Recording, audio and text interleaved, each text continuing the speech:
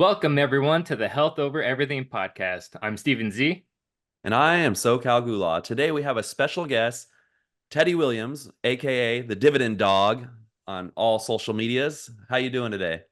Welcome to Good the guys, show. good. Happy Saturday to you guys. Thank you guys again for having me on the podcast. Yeah, thanks for coming on. As you guys, as you mentioned, I'm the Dividend Dog. Name's Teddie. But yeah, happy to be here and talk to you guys about health, and been enjoying what you guys have been posting out on your social medias, especially SoCal on Twitter. Just about everything, money, how to stay healthy, and just growing and being happy in life. So this is exciting. I'm excited to be here. Thank you guys again. Yes, and usually you talk about financial health, but today we're going to talk about physical health and your history. Yeah. So have you always we see Stephen showed him your picture of you in the gym, pretty swole there, nice bicep, and he was kind of jealous. I think yoked out. Oh man, they're little right now. You see, it was just all that gym pump, man. It's crazy. The gym pump. Hey, that gym pump is real though. Oh yeah, no, the gym pump is real. So have you always worked out, or what was the history like? Were you how were you when you were a child? Were you into fitness at all or into sports? Yeah, so growing up as a kid, I was always into sports. I really was a really big fan of baseball. I played baseball probably from 6 years old all the way up till I was about 22, 23. So I played all the way up through college, Division III, and then Nice. I tried to play a little, semi-pro ball after. Had some invites to go to some tryouts and stuff. Nothing really came of it. But just in general, I was always playing a sport. I was either, like I said, doing baseball, try to do basketball. Crazy thing is, guys, my parents never let me play football. I never stepped foot on a football field, so I have no idea how to tackle anyone or do anything. So that was the crazy cool thing about it is I've never had, I always had coaches and football coaches who, hey man, I want you to come play on my football team. You'll be an excellent wide receiver. And, Yeah. my parents are like, nah, I don't want my son out there. We're not getting no concussions. And stuff. But, and getting all the crazy injuries and stuff. Now looking back, I'm happy they didn't let me do it because, I didn't really, experience many injuries in baseball. Yeah. Now that goes back to because I really, took a huge interest in taking care of my physical body. Working out. So when I was growing up, I think my dad had these 5-pound weights and this the hand grippers and stuff like that. And I had that in my bedroom at 8, 9 years old, and doing 5 or 6 curls and stuff like that and some push-ups. But I knew how to do those type of things and sit-ups and all that stuff. And when I got to middle school, no working out. But I made sure when I was working out for baseball, I was always, like I said, I was always being active and things of that nature. Now, here's where it starts to get serious here for my working out. So when I got in high school, and that's when I noticed I needed to start maybe putting on some weight because I was thinking about, going to play college baseball and things of that nature. That's when I started, going online, like bodybuilding.com, looking at all types of these workouts, Ronnie Coleman, leg workouts. I'm on there looking at all types of workouts. And I'm like, man, these guys are massive. And, I'm like, how am I going to get this size? But, doing more research, find out I had to take some protein. That's when I started learning about protein, taking, your shakes after your workouts in high school and learning about protein and biology in high school too, and how important it is for the body. So it kind of all teamed up together for me. So I was like, oh wow, so I got to eat good and go to the gym so I can build some big muscles. Well, I thought that was going to happen overnight. Well, obviously it didn't happen overnight. You have to continue to go and stay consistent and keep eating and drinking your water, things of that nature. Well, got all the way up through high school and was continuously to work out. Got to college, working out 2 times a day, eating more. When I got to college, I was 175, 180 pounds. When I graduated college, I was almost 200 pounds. So eventually, the 2 times working out and just being consistent at the gym paid off. As you guys, from just going from the story, it didn't happen overnight. Just the growth of, my body growing, it took time and consistent of going every single day, of being sore, being tired, and not wanting to go to the gym and continuously to go. And that's how I just got the love of going to the gym. So, from the, like I said, from the age of 15 up till now, I'm 32. I've been in the gym, I could say for an average of 5 days a week, from that time frame. The only time I would say I don't go to the gym if I'm like literally in the bed sick, or if I'm like swamped with work where I'm like, okay, but I'm gonna make it up at some point in time. Yeah. And when I graduated school from college, I started powerlifting. Wanted to keep my competitiveness going from baseball. I was always competitive. I'm always trying to do something and just keep me going, because my body wants what's next. So started doing powerlifting, and I went from 205 when I started powerlifting. This was in 2016. And I got all the way up to, my heaviest was 230 pounds. Wow. All muscle. Yes, I was eating around 3,500, 4,000 calories a day at that peak. I had a max bench at 350. My max deadlift was 600 pounds, and I had a squat of 500 pounds. And you're all muscle.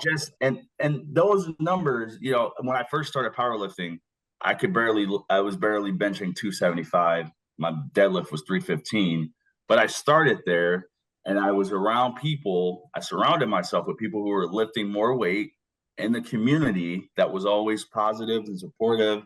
And I was always, and I set myself up with the coach. I devoted myself to this, because I want my body to stay healthy as long as possible. So just by following a program, it kept me accountable. I wasn't going out on the weekends, Saturdays and Sundays, drinking and stuff of that nature, because eventually I started to compete in powerlifting. So I'm like, oh, wow, these guys don't go out on the weekends. They work hard Monday through Friday.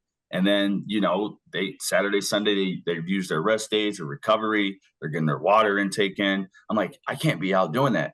You know what? You know how I know? Because I actually tried to do it. And Monday wasn't my friend, because you don't want to be hungover Monday and you got, your heaviest squat day or your heaviest bench day. Your body, you're not going to like that, So it just, like I said, it just took accountability just by staying in the gym and working out. I learned a lot from doing that. And it's just a part of my lifestyle today. Me and my wife, we go to the gym 7 days a week now. Nice. Even if I go to the gym and, and walk now, I don't go to the gym and try to lift 500 pounds. Some days I go in and deadlift, sometimes I can get a little like, all right, let's go. But I'm a smart lifter now. I'm smarter now than I was before. And I know my body, and I'm not going to overdo it. I'm going to go in and make sure I'm getting quality reps in, not just to say I'm in the gym for 3 hours. I can go in the gym for 45 minutes to an hour and superset. I like to superset all my workouts now. Okay. And I try to make sure, 45 minutes to an hour now, because that's the time that I'm devoting to the gym. Because now my time's devoted, to being a husband at home. My job now, devotes a lot of time to that, and I'm devoted to the stock market and researching. So now my shift in life has pivoted, from the time where I started working out to when I was in college to when I first got out of college until now. But I'm still making sure I'm keeping that consistency of going to the gym and making sure it fits into my schedule and into my lifestyle. Because, my wife, she joins me at the gym now, and, or not now, but when I met her, she was in the CrossFit and I was in the powerlifting. That was one of the things that we bonded over, so now that's just a part of our lifestyle. And it's very important, to have that, because even if you go to the gym for 45 minutes to walk on incline for 25, 30 minutes, that's a good workout. And, if that's all that you can do for the day, then, hey, that you got your steps in, you got your heart rate up, that's awesome. Walk on an incline or just going to the gym to stretch or anything, that just to even stretch. How many people stretch every single day? Recovery. Just think about that. How many people stretch 7 days a week? If you don't go to the gym, do you even stretch? You're normally getting out of bed, going to work, doing your day-to-day actions. Yep. And that doesn't really stretch your body. You have to get up and make sure the older we get, the more that we have to depend on our tendons and making sure we're stretched and loose, because our balance and things that we get older sort of goes the reverse way. So we have to make sure we're strong in all those things. So sorry if I'm blabbing along, guys. Sorry. Oh, you're good. No, that's fine. Yeah. That was interesting. A very interesting story. Like, Yeah. When you said that we were going to talk about fitness, I was like, oh man, I'll take it all the way back. Yeah, definitely. I love that. Oh, yeah. But yeah, I started off as a string being, man. I remember my first day in the gym in high school. I remember I couldn't even bench press the bar. I had a hard time doing that. I was dumbbell bench pressing 40 pounds, like struggling when I was in the gym. But I was like, I got to keep showing up. I know one day I'm going to have the muscles and all of that. But it all comes from you got to be consistent with it, you know?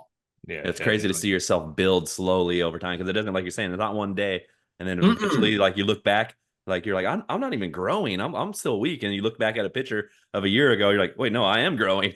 Yeah, or you start putting on your, as guys, you know how it is, and you get your pump, you put your shirt on, you're like, oh wow, okay, whatever I'm doing is, it's starting to work. Your clothes, your clothes will let you know if you're doing the right work at the gym. Definitely. Because when I started losing weight, like my pants would fall off at work. I'm like, wait a minute, this never happened before. Hey, see? Yeah, so the clothes are definitely an indicator. Heck yeah, man. So yeah, and I've enjoyed the gym the journey in the gym. I've had my injuries, I've hurt my back and, to the point where, I couldn't even get out of the bed the next day. That was my indicator there that it made me to slow down with the powerlifting, your knees and stuff starts taking a toll. Your elbows are always on flare, benching, over 300 pounds, 2 to 3 times a week and trying to squat that. Your body is like, it starts to ache a little bit, but we're not 20 anymore. So do you like? Well, yeah, man, we're not 20 anymore. So you do like less weight, but like more reps or something? Because that's what I did too. Like when I first started, my back was hurting. I fucked up my shoulder one time. Then I was like, you know what? I'm 40. And I need to like exercise to like for health, not to try to get like super big or something and hurt myself. It's more so it's for me. Yeah, like you said, more so for health. Yeah, obviously to look good. I mean, who doesn't want to look good when they work out? And obviously, it's going to make your body want to get all the good nutrients, to stay healthy. It's going to make you hungry to want to go out and eat good food. It's an open invitation for you to put good food in your body after you work out. It's like, you're sweating, you're tired, you're hungry, your body's like, feed me. And it's like, that's a great way to start a good eating habit. Yes. But your body's going to take all those nutrients in and give you a good response, and you're going to feel great after. So I've eaten Taco Bell after a gym workout and felt blue, and I've eaten a great, healthy meal prep meal, right after a good workout too. And that's another thing too that was really helpful that I forgot to mention when I was powerlifting was my meal prepping. I got up every Sunday because I stopped going out on the weekends.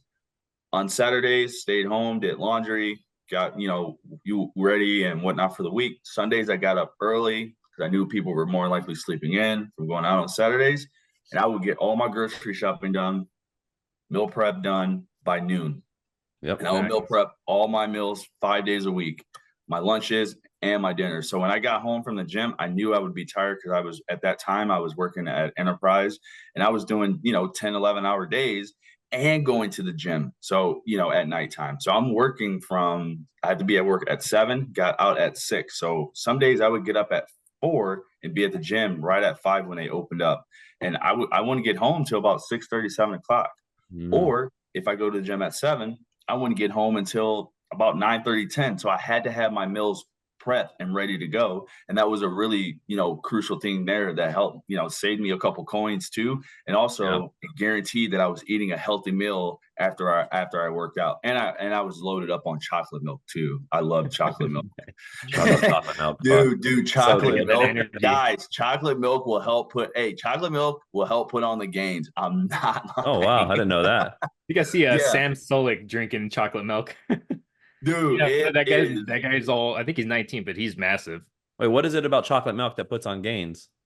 I think I honestly, I think it's maybe just a little myth for me, but I was just drinking it because it had more it just had protein in it. And okay. Yeah, it just had more protein in it. It was just for me, I was just making sure it was helped me. I was counting my calories and grams of protein. So I was trying to get 205 grams of protein a day, because in order for you to gain weight, you have to get a per gram of protein per the body weight, that you're trying to, achieve.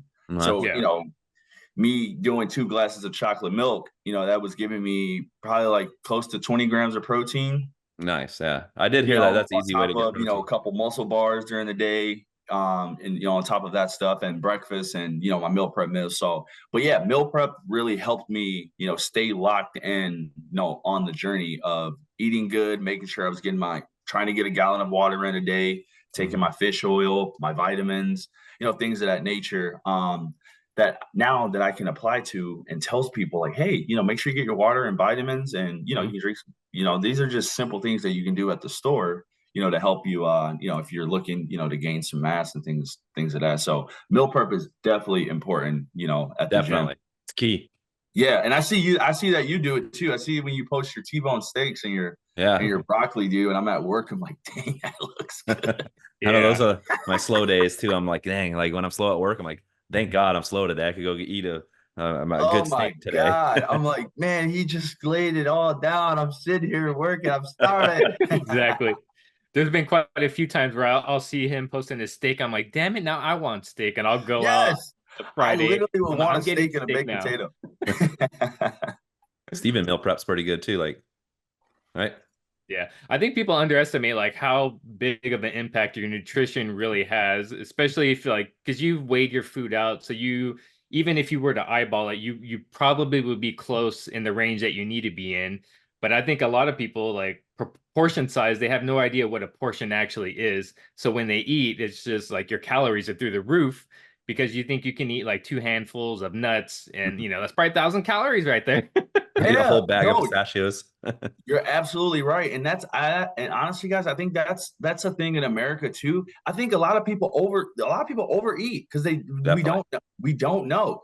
Some people look at me and sometimes when I'm eating, and they'll say, hey man, you're not gonna finish all your food. I'm like, hey, my body's telling me right now that, hey, we're full, we're stuffed. Let's not go overboard here. Yeah. Because we can always eat again at a different time or tomorrow, like full right now. Let's be here. And sometimes, sure, I'll finish my entire plate, but that's all depends on the day. And I feel, everybody feels like when you go out to eat, you gotta clean the plate, and which is true because you're paying for it. But like, I just think that the portion sizes in some of our foods here in America, I think no one knows the portion sizes, and it's just it's just tricking us. And that's the reason why we have some of the health issues what we have in this country. It's the honest truth. Yeah. I feel like it's common if you go out to dinner or something that the amount of calories that are in a meal are probably close to 2,000 calories. And if you're not exercising or doing anything, and you're obviously eating other meals throughout the day, like it could tip you over into, the fat gaining area. Yeah, definitely. Yeah. Quickly. Before you know it, it'll be 12 o'clock. If you're not being active, moving, and those are the foods that you're consistently eating, like, that's exactly how things begin to accumulate in your body. And the older that we get, our bodies are starting to reverse on us quicker. So we have to be, we have to be almost a half a step ahead of like, hey, what's coming next? The same way you're exercising in your 30s and eating in your 30s is not the way you're going to have to eat in your 40s. So you're going to have to, as you get closer to your 40s, you're going to have to start changing up some things because the clock's always ticking, So it's like, we have to always, be ready and consistently thinking on how we can improve just our healthy eating, honestly. And I'm not the healthiest eater, so like I like to have my cookies. I live a little too.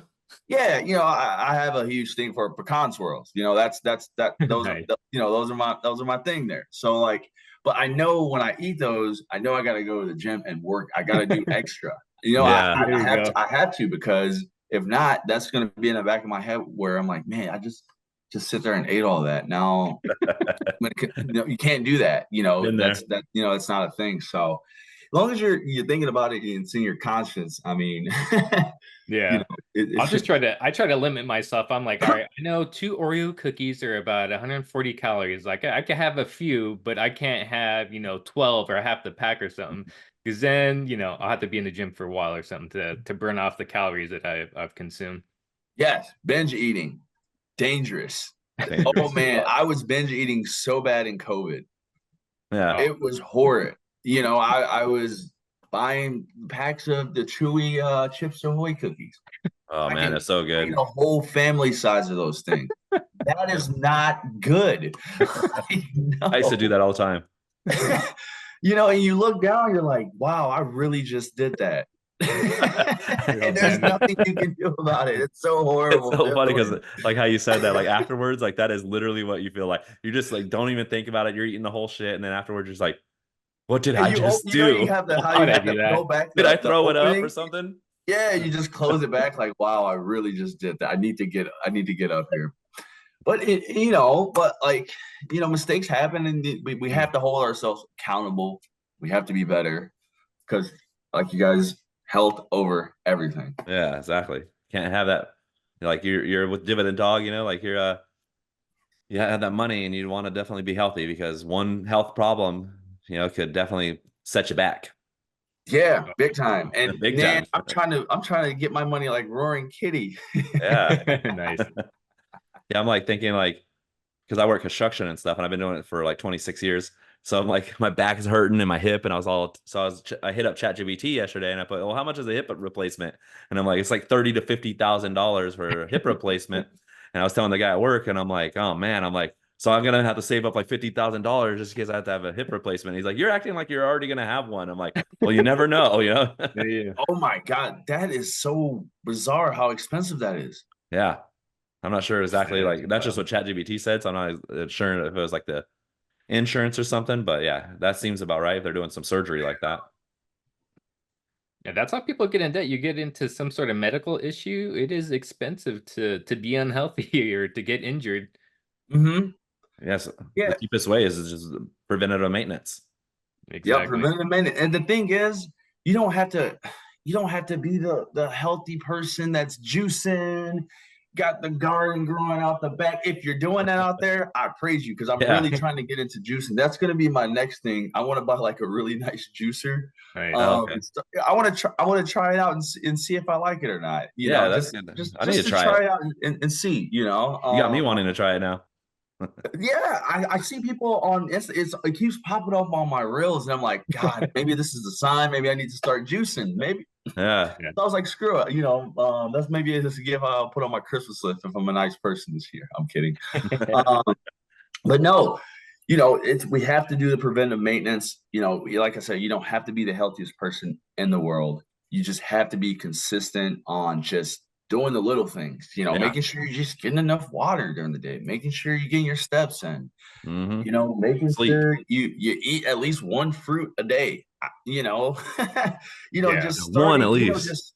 Just starting little base hits like that, before you know it, you'll have the bases loaded and you'll be able to drive in some more runs there. Base hits win championships, not trying to hit the home run, the long ball every single time. Yeah. And sometimes you can go for the long ball and go all out for it, but if you want to be consistent and do this for the long term, you got to start with, with little things first on taking care of your body. And that was one of the things that, me and my wife, we had to do. We were at one point in time, this time last year, I had just got into a new role at work. So I was going through intensive training. So I was basically glued to my computer all day, really wasn't going to the gym except for the gym we had in our apartment before we moved. But we were drinking McDonald's pops every single day. Like we would leave, we stopped. Here's the thing. We tricked ourselves. We stopped buying pops at the store a long time ago. We're like, only time we'll buy a pop is we had to get up and actually physically go to the store together and get one. Yeah. Well, we got really good at that. She started bringing them home on our way home from work. She would bring home a Dr. Pepper, and we would be smashing 2 of those a day. And we were like, we can't be doing this. Like, that's so much sugar. Yeah. You know what I'm saying? And those things, we can't be going to McDonald's. We have to start like trying to like cook at home. Now we cook meals at home. We go to the grocery store now, and we've been going grocery. Now we focus on, Yes. cooking meals and stuff at home and trying to be, better at, getting our vegetables and stuff in. But it all starts from just taking out one thing, slowly implementing one other thing. Like I said, either making sure you're getting your water in, making sure you're even stretching in the morning when you get up. Mm-hmm. I mean, it doesn't take long. I mean, you get right up in the morning, takes what, 10 minutes to touch down your hamstring, stretch your arms out, all that stuff. Because as you guys mentioned, as we get older, it's only gonna, intensify our longevity on being here. So yeah, like go ahead. I was gonna say my cousin was he came down maybe like 3 weeks ago and he was telling me they had to do like a stretch test at work, and he gave me like a statistic or a number, I can't remember it off the top of my head, but he was like X amount of people in their 40s can't touch their toes. And he's like, because we're not stretching all the time, you don't stretch at all anymore, you have no reason to, so you don't do it and you neglect it, and then you start to get tight over time. Yeah. Yep, that is 100% wild that people can't touch their toes. Right? I can. It blows my mind when I'm stretching at the gym. I'm like, I wonder how many people can't touch their toes. Wow. Yeah, because I've been trying to get my palms on the ground to see if I could get a little bit further. Yeah, like my job in construction is literally bending over for 26 years. So like I'm riding on the ground, bending over like in a stand-up position. So I'm always bending over anyhow. So I've been able to touch my toes forever. But now that I'm 40, like I definitely stretch all the time. Like I used to not stretch. Now I go to the gym. So that's the first thing I do. Like I'm 40, I have to stretch. It helps the range of motion and all that stuff. But like, so I stretch for like 15 minutes or so. Like I do pretty good stretching. Because if not, I feel like I'm just gonna hurt myself. Listen, you do not want them hamstrings to flare up on you on a squat when you didn't stretch. Yeah. You go full like a lawn chair. Yeah, just like I run a lot on the treadmill too. I don't want to like pull a knee muscle because you didn't stretch out your hamstrings or your quads. And that all your mind automatically goes to zero quickly because you're like, oh, dang it, now I'm injured. Now you're like, dang it, I should have stretched. Now you're gonna leave and not want to come back. Now you're like, dang it, now I'm injured. Now it depends on what you do for work. If you injure yourself in the gym because you didn't stretch, is work gonna be tough now? Yep.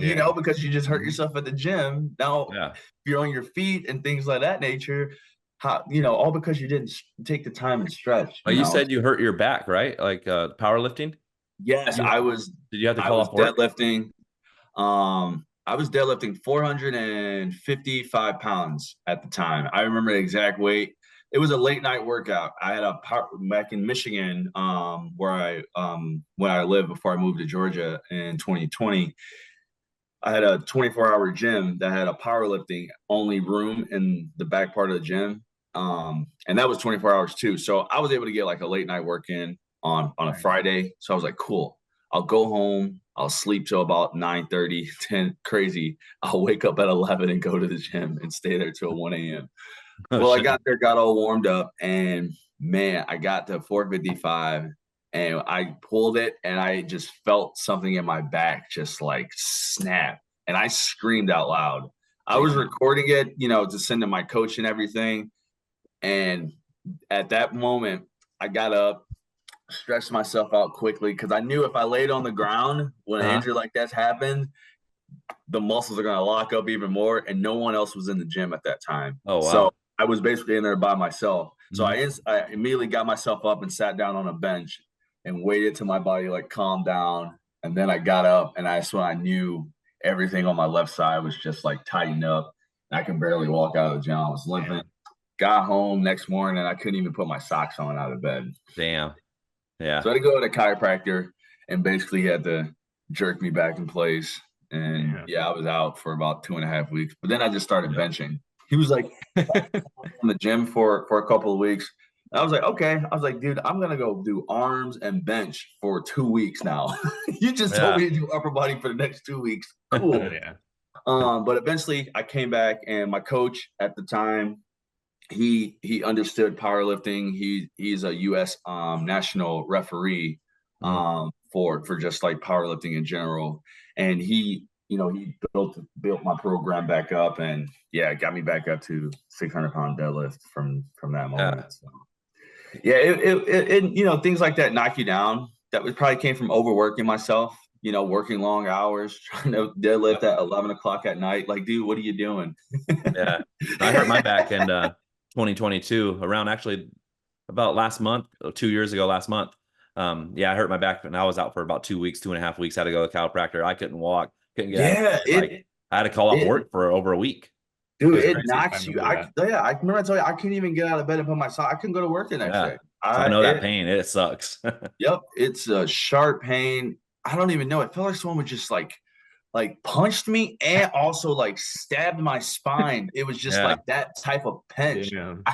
I've never screamed that loud in my life. I was like, wow, man, you screamed loud. Yeah. But the thing is, I didn't hurt mine doing 455 deadlifts.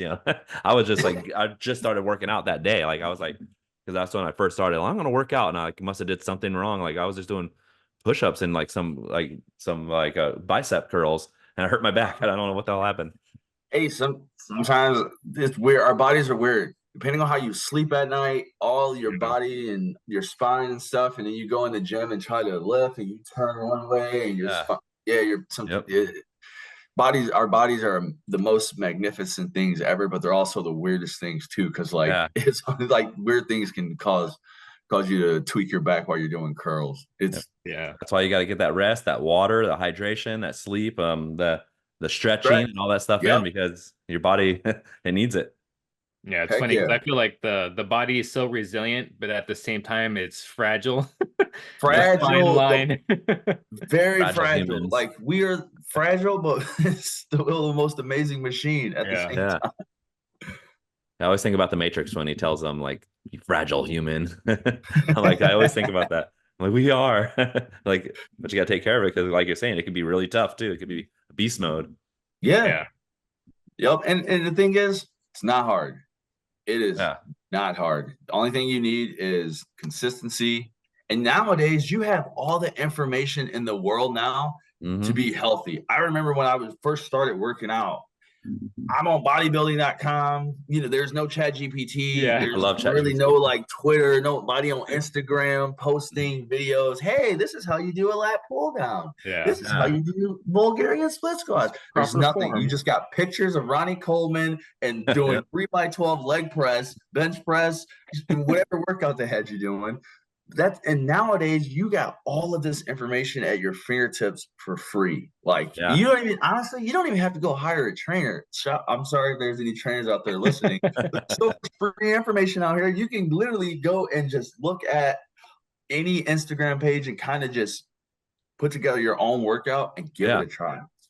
I was like Steven, I was telling him like ChatGPT, like when I first started with my my body felt really weird for my metabolic health. So I was just like, something was wrong with my diet. I was obviously eating like a shit, but I would just go ChatGPT and everything I did. I'd be like, so what are the pros and cons of eating beans? Why are beans healthy for you? Why are beans bad for you? Why is steak good for you? Why is steak bad for you? Like, and every single thing, just hit up ChatGPT and they give you the answer. It's so easy. Like you didn't have that back in the day.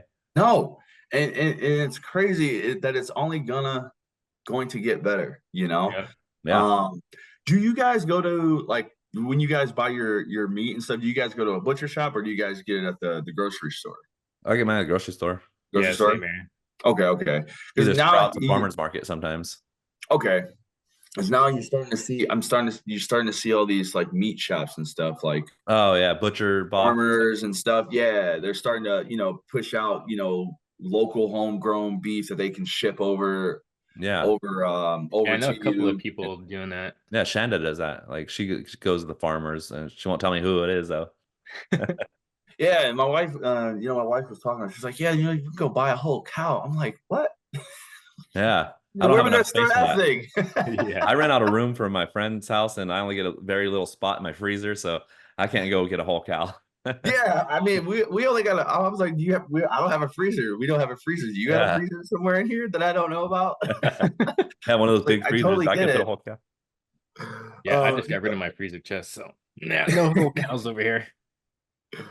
Oh man! And I wanted to ask you, what kind of split are you doing now? Are you still doing like powerlifting, or did you move into something else? That's a good question. I can tell you what I'm doing. So when I go in, I try to, so like if I go in for here it is. I always make sure I do a squat, bench, and a deadlift every week. So that guarantees that I'm doing three of the power movements Yeah. that are good, just for base of just building general physicality or strength. Now, when I do those three, so say if I go in and I do a squat day. Now, some days I'll go in and I'll do a top set on like with the bar, and I'll put my squat shoes on and I'll work up to one heavy top set. And some days I can go up to 405, or some days I'll stick at 315 and just like, all right, cool, we'll stick it here. And then I always make sure I get my reps in. So I'll do my good sets are a 3x5. I always like doing a 3x5 right after doing a top set, because that's sort of like the strength and like quarter, like sort of like cardio. So that's how I do it there. I'll do a top set and then I'll do a 3x5. And then I've always finish up like 4 accessories. And I keep it simple with the accessories. I always do accessories after. Accessories are very important after you do your top sets and stuff, because even though you're throwing up heavy weight on the bench press, you're not, doing your accessories like your triceps. And I love doing tricep extensions, because that's one big thing that, if you fall down and you got to catch yourself, your triceps are one of the main things that, that really catch it. Not just having the big biceps. Biceps really don't do anything; they just look good. Yeah, they definitely do. Get more work done. Doing anything from from a triceps perspective. Okay. So yeah, I just make sure I do all my accessories on all the workouts, and like I said, I keep it simple, 45 minutes to an hour, and I always do cardio too.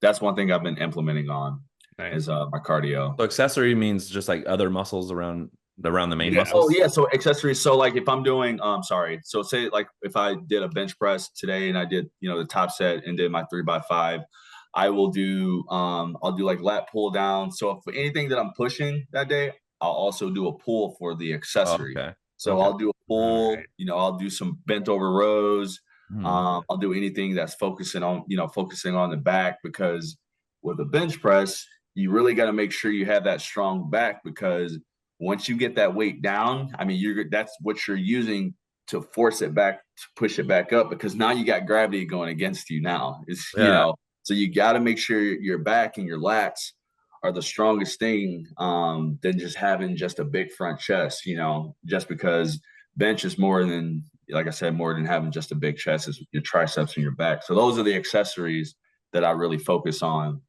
after bench. And then with squats, Bulgarian split squats, those are my favorite thing. We have this weird squat machine at my gym that it kind of takes you on like this really, like it's like a hack squat. And I do 4 sets of 10 of those. And then my leg extensions, I try to go all the way till failure on those right at the end. I really blow them out. And then I finish up with hamstrings. Yeah, I noticed that it seems like a lot of people will do that, save like the failure exercises for like the machine work. Like you can't necessarily always push a squat to failure, but get your work in with your squats and then go on the machine. You don't have to worry about it falling or hurting yourself, and just go all out on the machine. Yeah, and that's where you get that hypertrophy. And that's what you're chasing after you build that once you get your mass going really quick. Now you get that blood pumping, because you're doing slow and controlled reps, with it, not just you're doing you're doing slow and controlled, just making sure you're getting that burn and getting that blood in there, because that's the blood is what you're going to need in there to help pump those muscles up, Nice. So you gotta make sure you're focusing in, on those accessories, and those are a big part of building just general, strength. Yeah, I think I sent something to Aaron recently that the guy was saying that they did some sort of study, but that the muscle growth actually happens more under like the negative of the movement.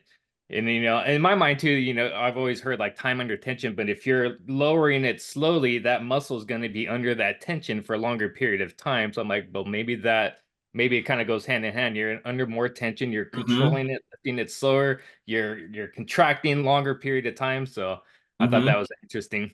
Yeah, and I can attest to that because I do some when I go in and do some squats or a bench press, I'll mix in time under tension. So I'll do a 3-1-3. Some days I'll do a 3-1-0, or some days I'll do a 1-3-1.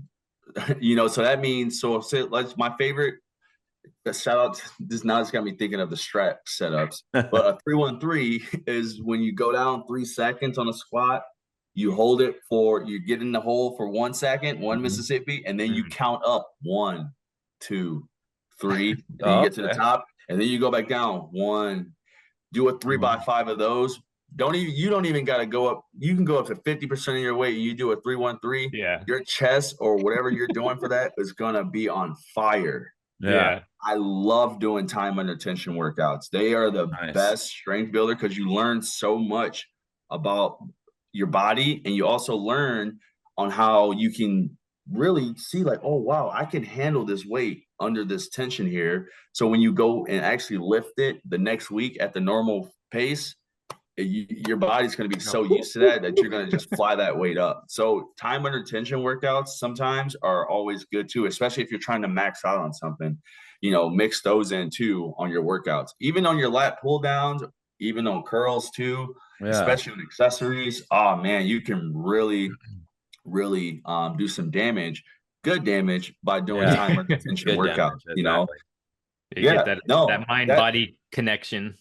Oh man, you'd be screaming all types of things because you're like, wow, I only did 8 reps, but 3 seconds up and 3 seconds down. Holy crap. Everything's on fire. Everything's on fire. And it won't take you long to do that. It may sound like it's a hell of a workout, which it is, but you're going to be out of there in an hour. And that's awesome because if you're not training to go to a competition, there really ain't no point to be hanging out in the gym for 3 hours. Yeah, exactly. I'm gonna be honest. Unless you're in there hanging out with your boys and you guys we're shooting the talk, but like, man, 3 hours out of your day and you're saying that you're going to the gym and really sitting there. I mean, yeah, no, you can get a lot done. Efficiency. That's not me anymore. Yeah. It's about efficiency. We all like efficiency. I'm in and out now. What do you think about the back? Is it hard to build the back muscles? Because everyone focuses on the chest and the biceps and stuff and legs, but it seems like it's harder to build the back muscles. I don't know. No? I honestly think it's all of that. It's all on the effort that you're and all in the workouts that you're putting into it. Now, if you're doing you're doing deadlifts and you're benching 2 times. Say if you're deadlifting and benching 2 times a week, that means that you're hitting your back 2 to 3 times a week, regardless. Because when you're doing deadlifts, deadlifts. Your deadlifts help build your back quicker. Because deadlifts is really a back builder. Is one of really one of the back builders. Now, if you're doing flies, lat pull downs, and just staying consistent with it, it'll all come in. And everyone's body's different. When people say, I have a hard time building my back, it could be true because their body's different, but they could be building another muscle faster than someone else. So it's like everyone's body's different on how it functions with building the back. I honestly didn't have a hard time building my back, but that's all because I had good genetics, so that's shout out to my parents. So like I just took my genetics and just worked with it, and it all come to fruition. But some people, like you said, some people have a hard time building their back, but as long as you're staying consistent with it, like don't go in saying like, I can't build my back. No, yeah, you can. You just gotta hit it. You gotta hit it hard. Some days you gotta hit the back maybe 4 days a week. Just say screw it. I'm gonna just do my back every day a week. Like honestly, when I know I want to get my arms to grow a little bit more, sure, I'll go in and I'll go in every day to the gym. I'll finish up with 100 curls before I leave the gym. Okay, nice. Why not? 100 curls a day. Why not? Yeah. Do you do any you want to build your body arms workouts? Up, 100 curls a day. What's that? Do you do like body workouts, just like push-ups and stuff? Pull-ups? Oh man, I love doing pull-ups. Wide grip pull-ups. Oh man, those are the best. I love going hanging. I can't wait till I go to the gym. That's where I'm going after this. Gym. Nice. I'm being dead serious. Yeah, me My too. wife's like, you know what? I'm actually gonna. She signaled. She's like, I'm gonna go grocery shopping before we go to the gym before she started. So, look, we're already getting our routine started for the weekend. We're gonna go to the gym. I can't wait to hang on the little monkey bar thing so I can Yeah. stretch out my arms. But yeah, I love doing pull ups. That was one of the things that I got good at in high school was doing pull ups because Yeah. I couldn't lift a lot of weight. And as I started doing more research on baseball workouts when I was in high school too, I forgot to mention that. Okay. So I got this pitching coach's like book that I begged my parents to spend $70 on for Christmas. But he had a whole like 16-week program and he was a pro pitcher. Oh, And I nice. followed that program. And one of the things that he did every day was pull-ups. And Nice. I made sure when I got to the gym, I made sure I got my pull-ups in. I did those first because at the beginning I sucked at them. So I was like, you know what, let me just get these out of the way early. And then boom, I can go, start my workout. But long as you're once again consistent with it, your body will eventually grow into it. Some days you may have to put in a little extra work if you're really trying to get your back to grow. If your arms or anything to grow, you may have to put in like an extra day or two. And that's just helped me grow, like my arms or my shoulders. All right, Ted, you may have to not do an extra leg day this week. You got to do an extra arm day, or when you do your legs, get 100 curls in right before we leave. Boom, knock them out. That's your cardio. Just don't stop. 100 curls. Pick up like 25, 30 pounds. Just knock them out. Just get the blood pumping. That's all it is. That's all our arms are. Just got a lot of veins, tendons, and muscles in there. Just get that blood pumping, slow and controlled curls. Don't got to go up to 50, 60 pounds and try to get some 25s and 30s, throw in your favorite track and do that's what I curls do. for the girls. You just knock them out. One thing girl I feel Kate, too, Kate. it's like muscle building is such a slow process that I think it just takes, like, in my mind too, because I've been working out for close to a year, and I do look better than when I started, but like Hell in yeah. my mind where I want to go, I'm like, this is probably like a 5-year plus journey of consistency. You can't work out for a year, stop for a year, and then I'm gonna pick it up again a year. It's like you got to be consistent with it, and the muscle building is such a slow thing where time is a big factor. I think a big limiting factor to the gains. You just have to be consistent, time, and you'll get there. Yeah. And you're absolutely right. And I can attest to you saying the exact thing. Is when I started powerlifting, I wanted to squat 500 pounds so bad, guys, because there was everyone that was in the powerlifting, the guys I was hanging out with. These guys are cleaning 500 pounds. Here I show up with 300 pounds. Like, yeah, guys, this is what I'm doing. But I knew that it was levels to it, and I knew I was going to fail on the way getting there. Yeah. There were some days where I didn't hit my max. I got folded like a lawn chair. I guess what? I had to figure out if I was going to try it again because I just wasted all my energy, or if I was going to just, all right, we didn't get it this week and we'll get it again next week. But it's all about me consistently showing back up and just giving it time. It's not going to come overnight unless you load up on some steroids and HGH and all that blah blah blah stuff these guys are taking the stuff out here. Don't do that. That stuff is ridiculous and it's expensive. I had a friend back in Michigan. I asked him, I was like, man, how much do they charge the run, to be running that stuff? He's like, averagely you're probably spending around $1,200 to $1,500 a month.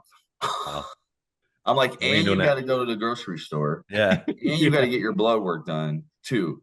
Yeah. Because that's he was telling me about. I was like, so like, how does because I was fascinated about the whole thing. It's interesting. I can squat 700, 800 pounds. I've never seen anyone do that in the blink of an eye. So I'm like, dude, so how is it with a Hellcat engine in your body? Yeah. But he was like, yeah, I gotta make sure I get my blood work done and making sure, getting enough sleep, and he's going through these processes and stuff like that. But it's a lifestyle once you get into it. It's not just poking yourself and then going to the gym and thinking your body's going to look like Johnny Bravo after. Yeah, exactly. It's a whole different ball game, getting into that. And people have asked me when I'm at the gym, hey man, have you ever are you on anything? Nope. All natural. Only thing I've taken is creatine. And you would know. Everyone, that's the craziest thing I've taken is creatine. What'd you say? You would know because I'd be twice as big. And I'm like, big, but those people who do steroids are really big. I was Yeah, like, there's a difference. I'd easily be sitting at 250 right now. Yeah, I feel like the difference is like there's people who are freakishly big, but then there's other people who are just strong where it's like, no, this guy's been at it for probably 10 plus years, and that's why, he looks good because he's been at it for a while. But Yep. then Yeah. you see the big freaks of nature like Ronnie Coleman or something, and you're like, yeah, you're not getting there naturally. There's no way. Oh my goodness. Have you guys ever seen you guys know Larry? Have you guys heard of Larry Wills? No. He's a huge Um, powerlifting guy. He really took the huge storm the last couple of years, but he's massive, man. I used to go to the Arnold convention back in when I lived in Michigan because it was like a couple hour drive from down to Columbus. And man, you see some freaks in there. I'm talking some massive, like human beings. Crazy. I can Like, imagine. man, where do you what car are you driving? Like how how do much you are get in you the car? eating a day? Like these guys are just lifting crazy amount of weights. They're the nicest people in the world, but man, Yeah. when you see some of these guys in person, you're like, holy smokes. Yeah. Like I Yeah, see a couple guys at my gym that are just like, yeah, this guy is just, damn, you're pretty like swole. You're like, you've been doing it for a while. You look good, like, and I'm just like, sometimes I'm just like working out, like, I'm always checking out the girls, but sometimes I'll be checking out the dude. I'm like, damn, how in the hell did he get like that's on point. There's yeah, like it's not impressive, right? 1 ounce of fat on you, and you're just straight big old chest and like nice arms and shit. It's just insane. But I'm like, Yeah, it's insane, man. You know how dedicated, some lifters are out here. And that's why I enjoy the lifestyle because yeah, you can be any type of lifter, you can be any type of runner, you can yep, you can do all types of things at the yeah, gym. it's very diverse. Yeah, definitely. Yeah, there's so many machines at the gym now. You don't have to go Yeah. and I was gonna say that. smack on 300 pounds. Yeah, Some days I don't feel like doing that. Some days I just want to go hit the machines, Yeah. get a sweat in, and I'm so experienced now as a lifter. I know baseball workouts, all types of things with powerlifting, normal workouts. So now I kind of just mix it all in together. To yeah, answer your Nice. question again, Steven, I kind of just mix all those things in, and I kind of just honestly just free flow off the top of my head when I walk in the gym. Honestly, yeah, my wife, she's very regimented. She writes down her workouts in her notebook. She's very awesome. She gets the water, and that's one thing that I need to improve myself on. Remember, I was telling you I need to hold myself Water. accountable here in the next six yeah. months on audit Yeah. stuff. That's one thing too. Is getting enough water in during the day, and making sure I'm getting my fruit, my veggies, and all that stuff in. So she's very like regimen on getting that stuff done and just being consistent with it. Yeah, But that's what I was like saying. I said, Like, I kind of just free flow off when I go into the gym now because yeah, I really don't feel like putting together a program and as long I as you're just doing like something. going into the gym and just lifting. Plus, you've probably been doing it long enough to where you don't even have to think about it. You're like, I'm doing this kind of, I'm hitting my chest. These are the exercises associated with that, and that's Yeah, what I'm this gonna is do. sore today. I'm like, I'll just do this. I'll do something My else. wife, Sore. she'll ask me, so what are you doing at the gym today? I'm like, I probably won't know until I walk in there. She goes, are you serious? I'm like, I don't know what you want me to tell you. Yeah. Maybe the dip I do machine that You're is not gonna sometimes. like come taken, with a so you plan? hit something else. She's like, you're not gonna come with a plan. I'm like, actually, I might just follow you around today. Yeah. Gonna do what you do. I was like, oh, this machine's open. I wasn't, like, sometimes Yeah, the and gyms are sometimes I'll packed. go talk with the guys that some of the older guys at the gym. They'll come talk to me and stuff like that. They know I work at Chevrolet, so they'll come and talk to me about they got some guys got old school Chevys and old school Yeah. Camaros, and so they always talk about Nice. their cars and stuff like that. So I'm normally in there babbling off with those guys just for a couple minutes too. Yeah. How fast, I was going to ask you, how fast did you throw when you were in baseball? When I pitched, the fastest I closed when I was in college for like my freshman year. I think I got up to 86, 87. Yeah, that's Yeah. pretty fast. That's pretty Man, fast. I wish. Well, like it's fast compared to me. Like I'm doing like I was doing like 48 and 50. Oh, I have I got a story with some of the guys I played summer ball with. The fastest guy on our team, he threw 95. Wow, that's Yeah, a heater. yeah. Seeing 95 is no joke, guys. Yeah, no. Hey, it all makes sense why those guys get paid that. it does. I don't Oh know yeah, how they make it look that easy up there. But I was watching the getting game yesterday. I'm like 95 is 96. not easy. I was watching the Dodger game yesterday, and I was like 96. That's not that fast. And I'm thinking about no, that's Even fast. What am I talking 100. about? The thing is, guys, you see it, you see the ball. That's the crazy part about it. But you're like, it's gone. Like Yeah. you see it, but it's gone. What about that stadium behind you? That's not Dodger Stadium. That's That is Yankee Stadium. okay. Yankee Stadium. That's what, yeah. I was watching the Dodger Yankees game yesterday. The Yeah, new one, right? Okay. they're in they're in Yankee Stadium. Yeah, Yeah, they're in New York. Yep. yeah. Then the Bronx. Yeah. Yeah, that's Okay. gonna be a good series. I was talking to my dad about that last night. How it's like, man, Dad, we got to go to one of these games like that. I was like, this is like the World Series in June. If you can catch a Yankees and a Yeah. Dodgers game, Yep. I'm like, It these was a guys great aren't playing game. really under any pressure. They're middle of the season. Everybody's kind of Yeah. getting high. I was like, this would be a perfect game to go like catch one day. Yeah. It was a great game. I watched it yesterday. I'm like, but yeah, I just wanted to see what that was in there because I keep seeing Yeah, that baseball stadium. yeah. I actually have had this since I was in college. It was a canvas that I bought in TJ Maxx my freshman year, and like I Nice. took good care of it. Always been on the wall, so just been carried along with me. That's So pretty cool. I love the Yankees, so so I Oh, might I as well. thought you were a Braves fan. I'm a Braves fan second.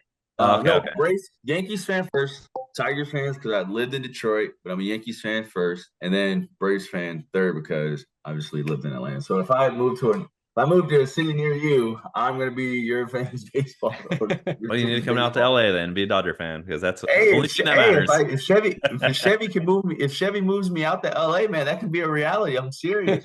Yeah, I'm being dead serious. I've been a Dodger fan since I was a little kid. So, I've always wanted to go to that Dodger Stadium, man, catch a game. oh yeah, it's if you ever come out here, we'll go to one. Heck, hey, listen, I will make something like that happen. We can make Yeah, something like that happen. Seriously. yeah, because Dodger Stadium is awesome. It's always good watching it. The traffic isn't that good getting in and out. Steven knows he goes a Oh lot. yeah. You gotta leave early. Like Dude, before the game's over type early? Dude, to get well, the bobblehead from that new player, who is it? Otani? yeah. Dude, I seen a video of the line. It was ridiculous. Like people, I'm like, what time did you get there? It was insane how long that line was to get that bobblehead. Wow. Yeah. Well, it's LA, so everyone has shit to do. So people leave early, people show up late. But like a game like that where they had that bobblehead, it was sold out. Yeah. Everybody was there early. It was super packed. So you're not getting in. You have to leave a couple hours before, like to get in there. It's crazy, yeah. Because it's on a hill and it's big parking lot. And so you have to, that's what I heard. It's kind of like it's in a weird spot, right? yeah, so it's hard as hell to get out and in there, but it's cool to watch a game there. Yeah, no, it definitely is. It's one of my favorite stadiums to play on MLB The Show. Oh yeah. Yeah, I love that. Like, what stadium we playing at? Nah, I'm playing at Dodger Stadium. Nah. Yeah. Yep. All righty. So are you still weighing all your food out and being on point like that, or have you gotten into a point where you're just kind of eyeballing everything? I'm to the point now where I'm eyeballing it. Once I got out of powerlifting, I honestly stopped meal prepping because I started like focusing on like working, and Yeah. I was at the gym a lot more, because at that time I felt like the gym, honestly, at the time really filled it like a void because it really helped me at the time. I was working a lot. I was going through, bad relationship at the time. So the gym kind of helped me, being there kind of helped me fill that void of, whatever I was going through, and meal prep. Broke your heart, go to the gym. That's what they say. Yeah. It makes you feel Seriously. good. And, once I got out of powerlifting, I had a new job, and I started focusing more on my my career. I was like, dude, kind of may have to give up powerlifting a little bit, to focus a little bit more on work and focus on more stuff outside, and still go to the gym and yada yada yada, and still making sure. Now I'm just cognizant. Now I'm just reminding myself to make sure I'm eating my fruits, my veggies, making sure I'm getting my water in, making sure I go to the gym, not really like pinpointing out, the calories and stuff like I used to, which is important. But I just feel right now I'm just at the point where, like you said, I'm just looking at You it ever and making still sure eat I'm like getting in. McDonald's or something like that here and there? Or? Yeah, here and there. Yeah. Honestly, we'll cave in and go in McDonald's, but we got to stop doing that because honestly, we can easily go and pay and get, if you're gonna go to McDonald's now, it's like what, $25 to do that, right? Definitely. You could go and pay it, actually sit at a nice restaurant, and then they can cook you like broccoli. You can get chicken breast. You can go to like some steak. The restaurant here, O'Charlie's, that on Tuesdays for $10.99 you can get 2 chicken breasts, veggies, and a baked potato. Yep. $10.99. Yeah. You go to McDonald's, you can get the greasy cheeseburgers and spend $25 for me and my wife. We can go to O'Charlie's and spend $25, you know, on top with a tip and everything, which is fine, and spend an extra $10 and eat healthier. Oh yeah. If you go out, like eating healthier just, it just fills you up more. Eating healthier, like if you were to have 2 chicken breasts, like that's a lot of food. I think most people probably can't even do it. Like, yeah. That's another thing with the portions. Why are we getting 2 big chicken breasts? Like, why can't we just get 1 chicken breast, a portion of veggies and everything, and call it a day?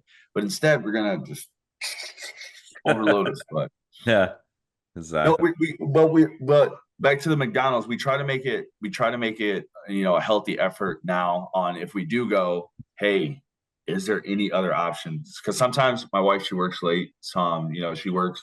Some nights she'll work till 8 o'clock. So like, and I work till, you know, 5. And then if I don't go to the gym in the morning because I'm up late charting or staying up late, you know, doing something for the stocks, I'm gonna go to the gym in the morning. I'll stay up and help, you know, with the dogs and my morning started for work. Then I'll go to the gym at 5. But if she's working till late, you know, till 8, and I don't get home, that's another reason why meal prepping can be important. Or I don't know. Do you guys have you guys ever ordered the meals from like the chef kits? Have you guys ever tried that? I have a couple times, yeah, we've tried that a couple times too, and it just sometimes the meals weren't enticing. It's more money, and I'm just like, nah, I just don't like it. Yeah, doing it myself is better, cheaper, easier, fun. Yeah, and I get what I want in there. Yeah, so you know, we try our best to make sure, you know, if we do go out to eat after, you know, late night, can we get a healthy option? Can we go to Can we go to Moe's? Can we get a bowl or something like that? Now, you know, we make bowls at home. You know, we make our own bowls. You know, like now, you know, if we weren't doing this, we would be out grocery shopping, getting all of our stuff, you know, for the week and whatnot, planning out our meals, which we did this morning. So we're starting to make efforts to, you know, to be better. So we're not going to McDonald's in the middle of the week when we're at 8 o'clock. Because if you don't plan out your meals on the weekend and figure out what you're going to eat during the week, it's going to be one of the days where you're just like, screw it, I'm going to cave in, and you're going to go to McDonald's or Taco Bell. And you see the lines at these places are consistently long. Yes, definitely. And when we go, I'm like, wow, these people, like, no one's cooking at home. You go by one of the steakhouses on a Tuesday, Wednesday, packed. I'm like, is no one not cooking at home anymore? Yeah. Is no one not like going to the grocery store? And I do know the grocery store is inflated. So I definitely understand, you know, hey, I might as well just go have someone cook for me then and pay a little bit extra. So yeah, it all depends on, you know, what you want to do. But I really think, you know, planning out your meals on the weekend, and then even if you're not meal prepping, going to get those things. So when the week does start, you know, you can, you know, be ready to go. And so you don't have that opportunity to cave in on the late night, you know. That's the way to go. Yeah. So we're work in progress. We're trying. We're always talking about it. So it's like, you know, we're not perfect. Like I said, you know, we're slowly getting rid of our bad habits, you know, eating the sugar, not smashing the oh my God, the Sour Patch watermelon. Dude, do we have a crazy thing for those? You know, now we eat high chews now. They're a little bit more I love those. Safer than, you know, if you're eating Skittles, you know. Yeah. I used to eat Skittles a lot when I used to go to the gym. Skittles and a Monster and pre-workout. I'm doing that at 8 o'clock at night, trying to get amped up to go to the gym. You know what I'm saying? So, you know, I've stopped doing all that stuff now. I'm slowly trying to get rid of to 2 Celsius, you know, a day. Yeah. Crazy, guys. I know it's crazy. But like, I'm up all day, you know, I have a lot of stuff going on with work and stuff. And then I try to go to the gym too at night. Celsius, what's that? That's an energy drink? Yeah, the Celsius. Okay. Yeah. You know, or is it sparkling water? I don't even know. I hear you guys talk about it in the stocks all the time, but yeah, I never drink the energy shit. drink. Yeah, it's not good for you. And okay. I got on a crazy I was on a crazy wave here of drinking, 2 of those a day, but no, I've slowed up on doing that. Trying to really space out my energy time. So maybe Nice. having a cup of coffee in the morning to get my energy instead of cracking open a Celsius to get my Yeah. energy. So, I just got to make sure, I'm cognizant. I don't have my parents here telling me, hey, Ted, don't drink a Celsius in the morning. Yeah. My wife, she's gonna tell me, but I'm listening. But it's not like having your parents smacking you on your wrist, like, "Hey, I Yeah. told you not to do that." Yeah, you're Now not my doing that. body's gonna be telling me, "Hey, man, I don't want my body to tell me not to do this." You know what I'm saying? Yeah. So now I need to be smarter, which I am, and on how I'm getting my energy now because I really need the caffeine to get through the day. Yeah. So either getting it through fruits, veggies, or food and whatnot. So that's my toughest balance right now with that. Yeah. Like I said, we're all work in progress too. Like I know I am. Yeah. I fall off all the time, and I always say like the best thing you can do most of the time is just eliminate one bad habit instead of do like 3 good habits. Like Mhm. Yeah, that one bad exactly. habit could fuck you. Yeah. And my wife, she stopped drinking stopped drinking, Celsius too, because at one point in time that was our like pre-workout. We would go to the gas station or eventually we start buying them because she's like, yo, you gotta stop going to the gas stations and buying a Celsius every day. Why Yeah. don't you just order them off Amazon, you goof? I'm like, oh yeah. You can save money and buy a share of Celsius with that extra money. There you are. Yeah, I really was, I'm just like, because I don't spend any money when I go out, for lunches or anything. So I'm like, I can spend $2 a day. Yeah, Sure. yeah. Sure. My wife's like, wait a minute, you're not doing this every no, just no, we're 10 not doing times, this. that's $20. How much is the stock? Yeah, yeah, I know. Here I am pumping the stock up. Yep. Roaring Kitty part 2. Single-handedly holding up the company. Yeah. But she slowly got those out of her her drinking habits and with the Celsius. So she's done. So that helps motivate me, to stop doing it as well because I'm like, hey, she's doing it. Good leadership on her end. Now I'm follow suit on doing that because just create good habits and Yeah. yeah.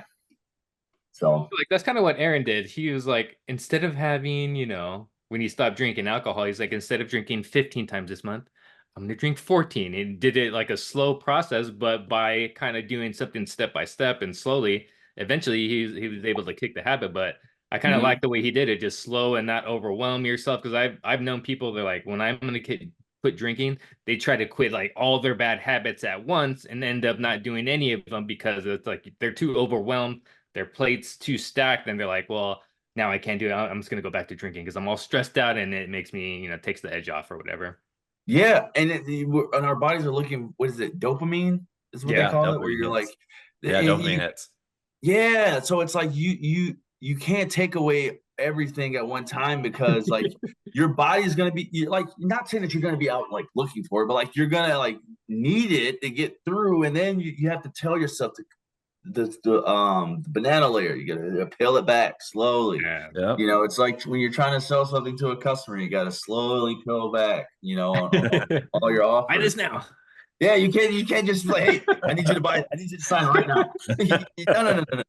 That's a good point. That's not gonna happen, You sir. gotta, like Sorry. they say, What you is gotta this? lube it up before you stick it in. Yeah, hey, you know what I'm saying? Or you're not gonna get a good reaction out of any of the situations. Yeah. So, and our bodies are the most magnificent machines. So you have to treat it with, and we're most fragile too. So Yep. you can't just shock us all at one time. Yeah. People actually died, from alcohol, like just quitting all at once, like from the Yeah. withdrawals. That's I think crazy. Amy Winehouse might have did that. I'm not sure if that exactly, but Yeah, and a lot of people, promote the cold turkey, going to cold turkey, and a lot of people can do it. yeah. Some people can't. Some people you got to do the peel back method. Yeah. Same with me with drinking pops. I had a hard time getting rid of it, but now I don't even like crave a pop anymore. The only time I would can tell you I would crave one is after I like eat like a burger or something. Yes. That's what I have. Like after if I'm eating like a burger or like a steak, I'm like, you know what?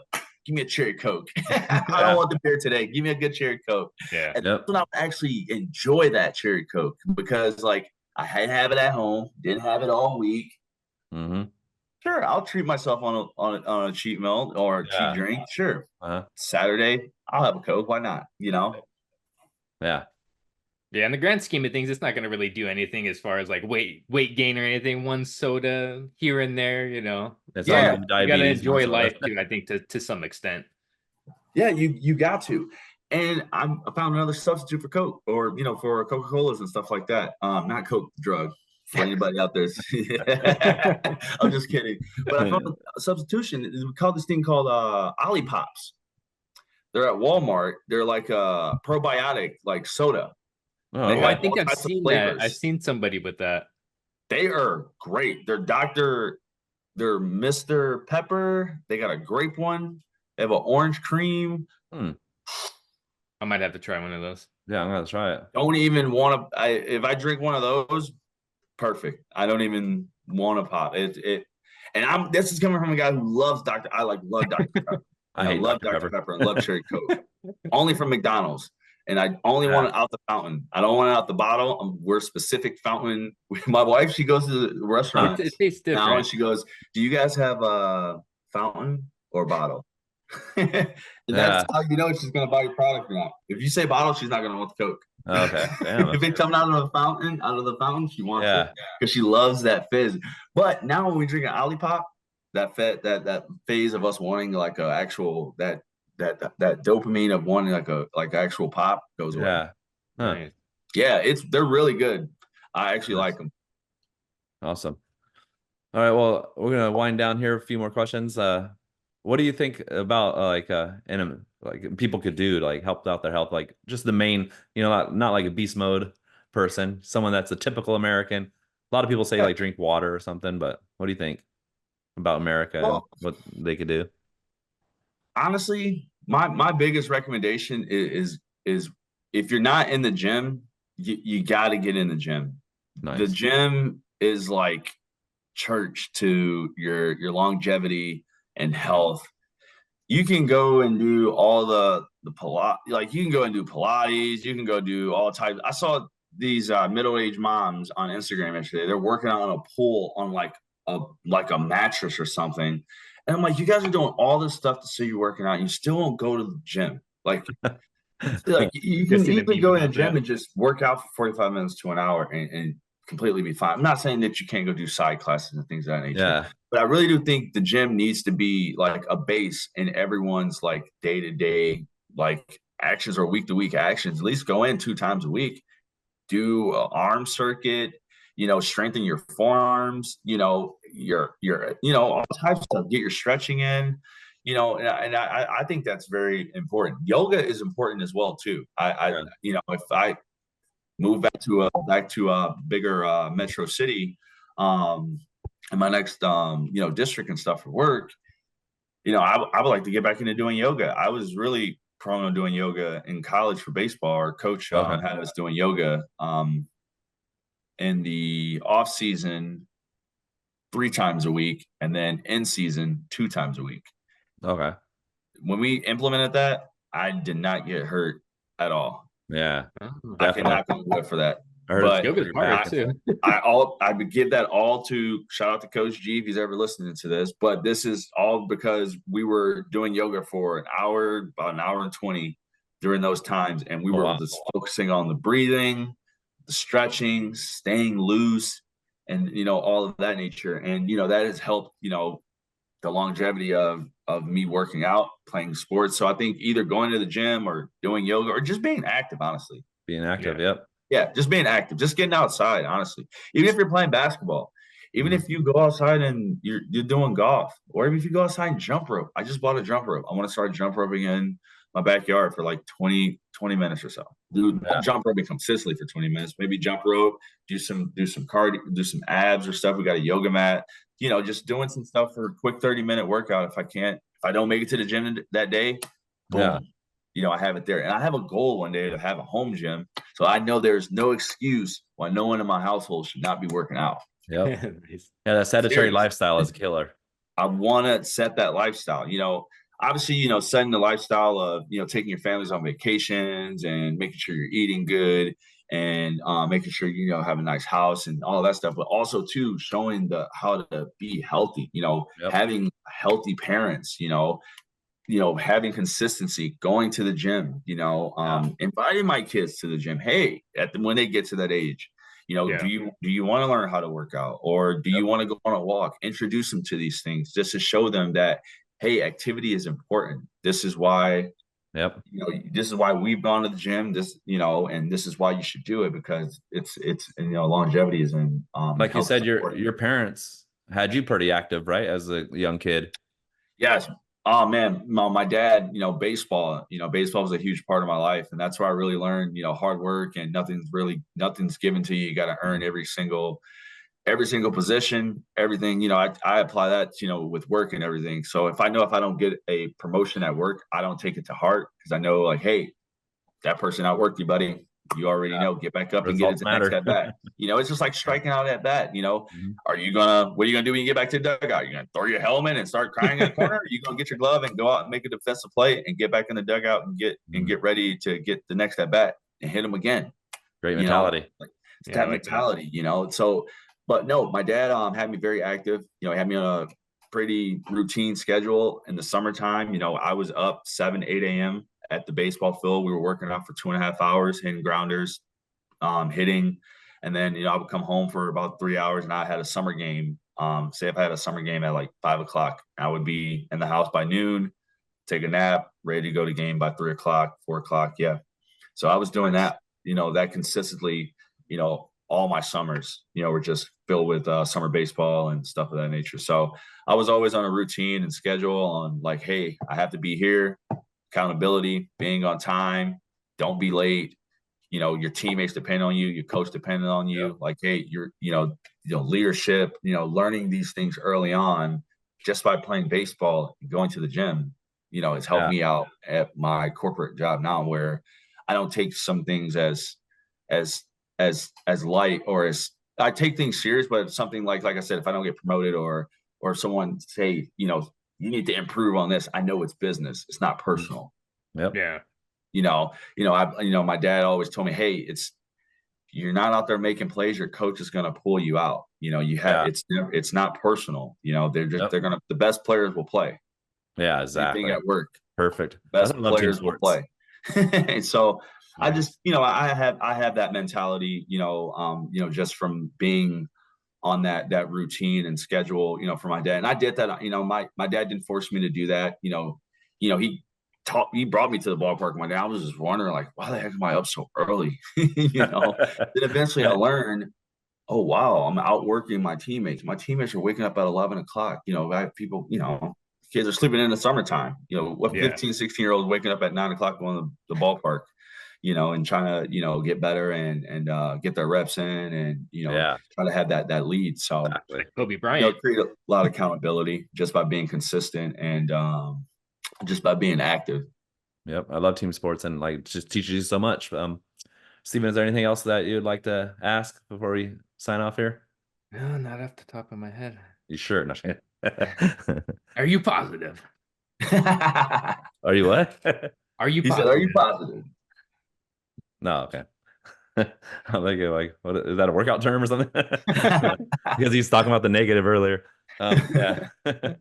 No, man, this was awesome, guys. Yeah, man. Dude, if you guys ever, need me to come on again, man, I'm always down to just talk about whatever. Sorry if I over talk, because definitely not. I can go on and just thank God you guys didn't ask me about any stocks. I'd be still talking. Yeah. Someone actually hit me up from Twitter, like, oh, I could go on your podcast to talk about like business or something like that. I'm like, it's a health podcast, right? And I was like, oh, I didn't even realize. You Gula, baby. You get funds in. Yeah. But yeah, definitely, like, I definitely enjoyed talking to you. It was very, fun. Yeah. Fun episode. Yeah. Yeah. Thanks for coming on, man. We appreciate it. Yeah, we'll definitely probably have you back on. This was awesome, guys. Thank you. Yeah, definitely. All right, man. Well, enjoy the rest of your day. I hope you all out there enjoyed the podcast, got some insight on Teddie's life and some health issue, health, shit. Inefficiencies that he's got going on, but he's working on them. Yeah, that's an American story. We're all doing it, unless you're, like you're saying, a professional athlete. Most people are having a lot of inefficiencies, and a lot of people working on everything. I know I Yeah. am too. Like we have health over everything, and I have a lot of setbacks. You know, I'll go back to the sugar, go out to eat. You know, Steven's on his diet pretty good. You know, but I'm sure he has like some things he wants to improve as well. Yeah. And one more thing too, you mentioned professional athletes. Guys, they pay top dollar to have everything. Just imagine if you just had an unlimited amount of money that you Yeah, can pay someone to have your meals all taken care of. yep, Everything. They yeah, have everything taken care. It's already taken care of for them. So that's yeah, why it looks exactly. easy on their end. Yeah, LeBron this pays is like a what you million need to dollars a eat. year. LeBron pays like $1 million a year for like everything, like his body, his muscles, like just Yeah. so many different things that he pays for. That's a lot of money, you know, like to pay just That to man get just doesn't on your think about body. a meal at all. Yeah. Right. All right, guys. Well, I'm so Kagula, Dividend Dog CB2. here. Hit him up on oh yeah, hit you up on what where can they on, find you? on Twitter at the Dividend Dog, or you can find me on Instagram too, where I'm posting some of my plays and my losses too on my options calls and some long term stuff at the Dividend Dog. Yep. Learn the stock market, learn how to invest and get wealthy with the Dividend Dog because he's pretty intelligent. He knows what he's talking about there. All right, Thanks, guys. man. All right. See you on the next episode. See you guys.